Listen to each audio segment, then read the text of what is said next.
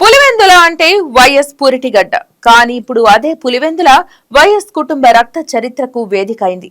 బాబాయిగా, అన్నగా, నాయకుడిగా, గురువుగా ఎన్నో పాత్రలు పోషించిన వైఎస్ వివేకానందరెడ్డి ఒంటరిగా తన స్వగృహంలోనే నరమేధానికి బలయ్యారు. ఇది కేవలం ఒక్క హత్య కాదు, ఒక్కరి కోసం చేసిన కుట్ర కాదు, అధికారం కోసం, కుర్చీ కోసం, కడప ఎంపీ టికెట్ కోసం రక్తాన్ని కూడా రాజకీయాల్లో ఒక ఆప్షన్ గా మార్చేసిన కథ ఇది.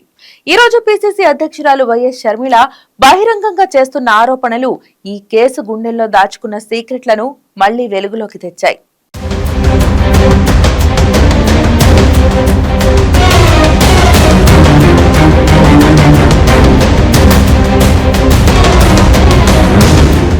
పులివెందుల ఒకప్పుడు వైఎస్ రాజకీయ పుట్టినిల్లు. ఇప్పుడు అదే అడ్రస్ వైఎస్ కుటుంబ అంతర్గత యుద్ధానికి సింబల్ అయింది. తండ్రి లాంటి అన్నయ్య జయశంకర్ రెడ్డి, రాజకీయ దేవుడు లాంటి వైఎస్ రాజశేఖర రెడ్డి, వాళ్ల నీడలో పెరిగిన వివేక చివరికి తన సొంత ఇంటి లోపలే బాహుబలుల రాజకీయ ముందు బలహీనుడైపోయాడు.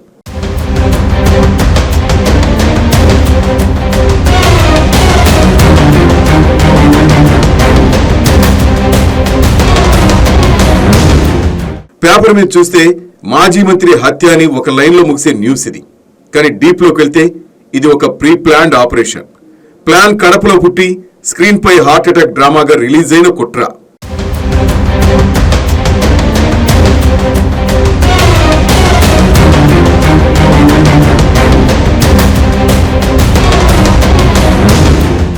సీన్ ఏంటి? తెల్లవారుజామున రక్తపు మడుగులో పడి ఉన్న వివేక డెడ్ బాడీ. కానీ పోలీసులు రాకముందే క్లీనింగ్ ఆపరేషన్ మొదలైపోయింది. ఆధారాలు దొరకకుండా జాగ్రత్త పడ్డారు. బెడ్రూమ్, బాత్రూమ్ రక్తపు మరకలు కడిగేయటం, శరీరానికున్న గాయాలు కనిపించకుండా బ్యాండేజీలు కట్టేయడం, పైగా అయ్యగారు గుండెపోటుతో చనిపోయారని స్క్రిప్ట్ రాసుకోవడం. ఇవన్నీ ఏకాకి చర్యలు కాదు, ఒక పథకం ప్రకారం నడిచిన కవరప్ గేమ్.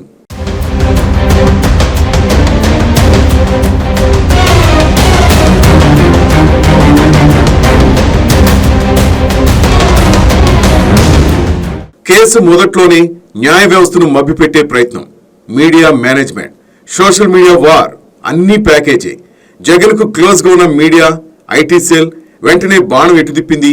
చంద్రబాబు నాయుడే హత్య చేయించాడంటూ నారాసుర రక్త చరిత్రపేట కథనం మొదలైంది. ప్రజల దృష్టిని కుటుంబం నుంచి బయటకు తిప్పే political diversion operation full swing లో నడిచింది.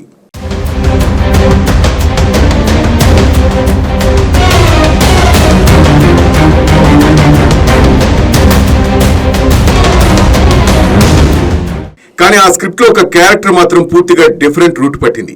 వివేక కూతురు సునీత తన తండ్రి మరణం వెనుక తన సొంత బంధువులే ఉన్నారని స్ట్రైట్ గా కోర్టుల ముందే చెప్పింది. మన రక్తమే నన్ను ద్రోహం చేసిందన్న భావంతో ఆమె మొదలుపెట్టిన ఒంటరి యుద్ధం ఈ రోజు కూడా కొనసాగుతూనే ఉంది.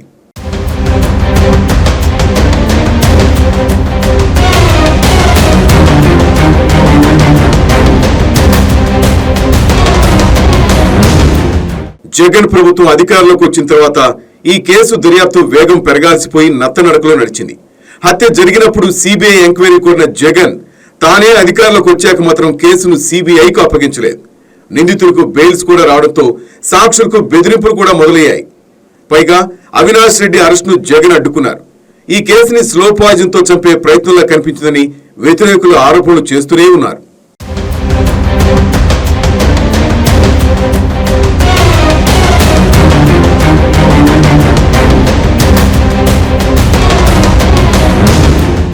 చివరికి సునీతారెడ్డి పోరాటం, కోర్టులను ఆశ్రయించడం, హైకోర్టు నుంచే సిబిఐ ఎంట్రీకి దారితీసింది. సిబిఐ రంగంలోకి దిగిన తర్వాత ఈ మర్డర్ స్టోరీకి ఒక న్యూ ట్విస్ట్ వచ్చింది. డ్రైవర్ దస్తగిరి అప్రూవర్గా మారడం. ఇది కేవలం మామూలు హత్య కాదు, 40 కోట్ల రూపాయల సుపారీ డీల్ అంటూ వెలుగులోకి వచ్చింది. ఎవరు ఎంత డబ్బు ఇచ్చారు, ఎవరు ప్లాన్ చేశారు, ఎవరు ఎగ్జిక్యూట్ చేశారు అన్ని డీటెయిల్ గా చార్జ్ షీట్లలో లైన్ బై లైన్ గా రాసేసామని సిబిఐ చెప్పింది.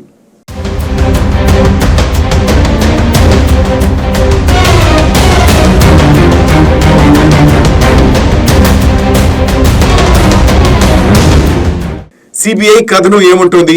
కడప ఎంపీ టికెట్ కోసం వివేక రాజకీయ అడ్డంకి అయిపోయాడని, ఆయన అడ్డు తొలగించుకునే ఎజెండాతో కుట్ర పుట్టిందని, కడప లోక్సభ సీటుకు అవినాష్ రెడ్డి పేరు ఫైనల్ కావడం, వివేక మాత్రం షర్మిల లేదా విజయమ్మ పోటీ చేస్తేనే పార్టీ కుటుంబానికి మంచిదని డిమాండ్ చేయడం, అదే ఈ కథలో అసలు కాన్ఫ్లిక్ట్ పాయింట్ గా ఛార్జ్షీట్ లో రికార్డ్ అయింది.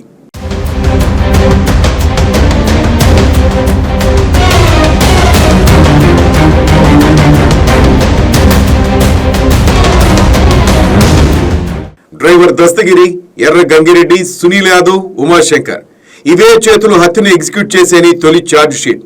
తర్వాతి ఛార్జ్ షీట్లో అవినాష్ రెడ్డి, ఆయన తండ్రి భాస్కర్ రెడ్డి మరో కీలక అనుచరులు, కుట్ర, సాక్ష్యాల ధ్వంసం, దర్యాప్తు అడ్డుకోవడం వంటి ఆరోపణలు ఉన్నాయి. హైకోర్టులో యాంటిసిపేటరీ బెయిల్, లీగల్ సెటప్ లో మాత్రం గేమ్ వేరే లెవెల్లో నడిచింది.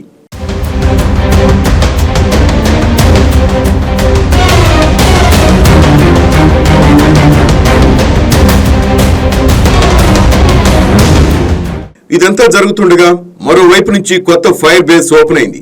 వైఎస్ షర్మిల ఒకప్పుడు అన్నే నా ప్రాణం అని చెప్పిన చెల్లి ఇప్పుడు అదే అన్నపై నేరుగా రాజకీయ యుద్ధం ప్రకటించింది.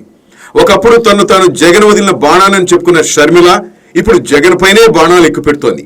బాబాయిని చంపిన వారిని కాపాడుతున్న సీఎం అన్న లైన్ తో జగన్ ఇమేజ్ మీద స్ట్రైట్ గా అటాక్ చేసింది. వివేకానంద రెడ్డి గారు గుండెపోటుతో చనిపోయారు అన్న వార్త, ఆ థియరీని సృష్టించింది సునీత రెడ్డి గారు అన్నారు. అంతేకాదు సునీత రెడ్డి గారు చంద్రబాబు గారి కోసం చాలా ఆరాటపడుతున్నారు అని చాలా దారుణంగా మాట్లాడారు. ఇది చాలా అన్యాయంగా మాట్లాడినట్టు నాకు అనిపించింది. మా కుటుంబానికి కూడా చాలా బాధేసింది. మీడియా ఉంది అన్న అహంకారంతో ఏది మాట్లాడినా చెల్లుబాటు అయిపోతుంది అనుకుంటున్నారు. షర్మిల ఏమంటోంది? కడప ఎంపీ టికెట్ కోసం వివేక ప్రాణాల మీద డీల్ జరిగిందంటూ ఆరోపిస్తోంది. 40 కోట్ల రూపాయలు చేతులు మారాయని, సిబిఐ దగ్గర అందుకు సంబంధించిన సాక్ష్యాలున్నాయని, కానీ జగన్ మాత్రం నిందితులు కాపాడే సైడ్ లో నిలబడ్డారని ఆమె ఆరోపణ. తండ్రిని చంపిన కేసులో న్యాయం కోసం కేకలు వేస్తున్న సునీత చెల్లికి సపోర్ట్ చేయాల్సింది పోయి హత్య కేసులో నిందితుడికే మళ్లీ ఎంపీ టికెట్ ఇస్తారన్న షర్మిల ప్రశ్న వైసీపీ కోర్ ఓటర్లు కూడా డౌట్ సీడ్ వేసింది. ఇలాంటి అన్న ఉంటే ఇక శత్రువులు అనవసరం. అన్న అన్న పదానికి కలంకం ఈరోజు జగన్మోహన్ రెడ్డి గారు. ఇంతకంటే మీకేం చెప్పలేం. ఒకవైపు సునీత ఒంటరి పోరాటం, కోర్టుల్లో పిటిషన్లు, మీడియా ముందు కన్నీరు.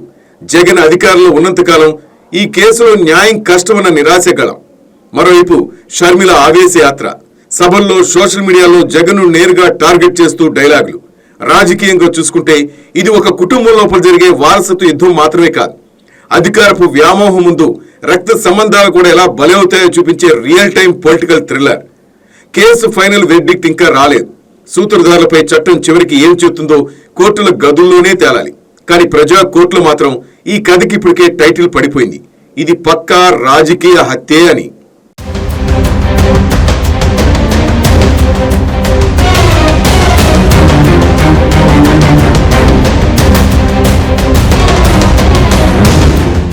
వైఎస్ కుటుంబంలో మొదట చూపించేదేమో సేవా రాజకీయాలు, ఇప్పుడు బయటపడుతోంది సుపారీ రాజకీయాలు. కడప ఎంపీ టికెట్ కోసం బాబాయిని బలి తీసుకున్నారన్న ఆరోపణ కోర్టులో నిజమై నిలబడితే అది ఆంధ్రప్రదేశ్ రాజకీయ చరిత్రలోనే అతిపెద్ద కుంభకోణంగా మిగిలిపోతుంది. సిబిఐ విచారణకి చివరికి అసలైన సూత్రధారుల కాలర్ పట్టుకుంటుందా, లేక రాజకీయ పవర్, లీగల్ టెక్నికాలిటీస్ అనే గోడల మధ్య ఈ కేసు కూడా మిగిలిపోయే మిస్టరీ ఫైల్స్ లో మరొక నెంబరేనా? ఒకవైపు సునీత కన్నీళ్లు, మరోవైపు షర్మిల ఆగ్రహం. ఈ రెండు ఇప్పుడు జగన్మోహన్ రెడ్డికి కేవలం ఎమోషనల్ సవాళ్లు కాదు, పొలిటికల్ టైం బాంబులుగా టిక్ టాక్ మంటూ పగలు రాత్రి గడుపుతున్నాయి. ఈ వీడియో మీకు నచ్చినట్లయితే లైక్ చేయండి, షేర్ చేయండి, మా ఛానల్ కి సబ్స్క్రైబ్ చేయండి.